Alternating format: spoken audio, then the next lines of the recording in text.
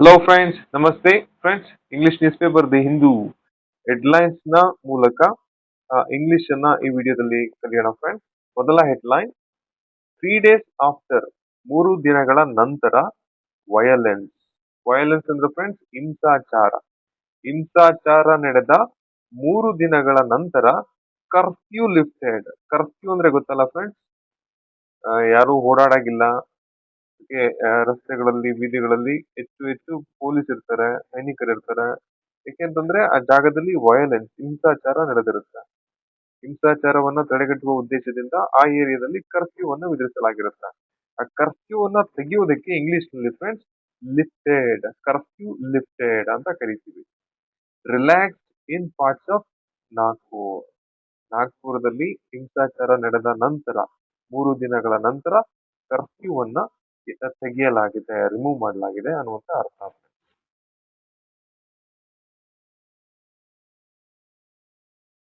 Next headline: Hamas fires rockets at Tel Aviv. Friends, at ಅಂತಂದ್ರೆ ಕಡೆಗೆ, fires ಅಂತಂದ್ರೆ shoot ಮಾಡೋದು ಅಥವಾ ರಾಕೆಟ್ ಗಳನ್ನ ಸಿಡಿಸೋದು. ಹಮಾಸ್ ಅನ್ನೋದು ಒಂದು ಭಯೋತ್ಪಾದಕರ ಗುಂಪು.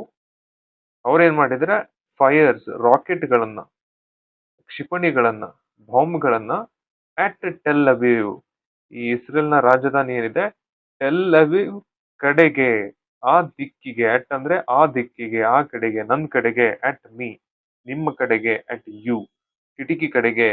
ಅಟ್ ವಿಂಡೋ, ಅಟ್ ಅಂತಂದ್ರೆ ಕಡೆಗೆ, ಒಂದು ಪರ್ಟಿಕ್ಯುಲರ್ ಡೈರೆಕ್ಷನ್ ಅನ್ನುವಂತ ಅರ್ಥ ಬರುತ್ತೆ. Okay, at Tel Aviv in response to.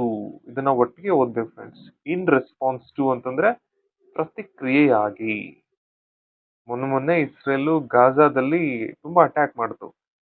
ಅದಕ್ಕೆ ಪ್ರತಿಕ್ರಿಯೆಯಾಗಿ, ಇನ್ ರೆಸ್ಪಾನ್ಸ್ ಟು ಅಂತಂದ್ರೆ ಅದಕ್ಕೆ ಪ್ರತಿಕ್ರಿಯೆಯಾಗಿ ಹಮಾಸ್ ಬಣ ಏನಿದೆ ಅದು ರಾಕೆಟ್ ಗಳನ್ನ, ಬಾಂಬ್ ಗಳನ್ನ ಟೆಲ್ ಅವೀವ್ ಕಡೆಗೆ ಸಿಡಿಸಿದೆ ಅನ್ನುವಂತ ಅರ್ಥ ಬರುತ್ತೆ friends. Next headline: Elon mask. Mask ಆದ್ಮೇಲೆ ಅಪಾಸ್ಟ್ರಫಿ ಕೊಟ್ಟು ಎಸ್ ಹಾಕಿದ್ರೆ ಇಲಾನ್ ಮಾಸ್ಕ್ ನ ಅನ್ನುವಂತ ಅರ್ಥ ಬರುತ್ತೆ. ಈಗ ರಾಜುವಿನ, ರಾಜು ಅಂತ ಬರೆದು ಅಪಾಸ್ಟ್ರಫಿ ಹಾಕಿ ಎಸ್ ಅಂತ ಬರೆದ್ರೆ ಅದರ ಅರ್ಥ ರಾಜುವಿನ.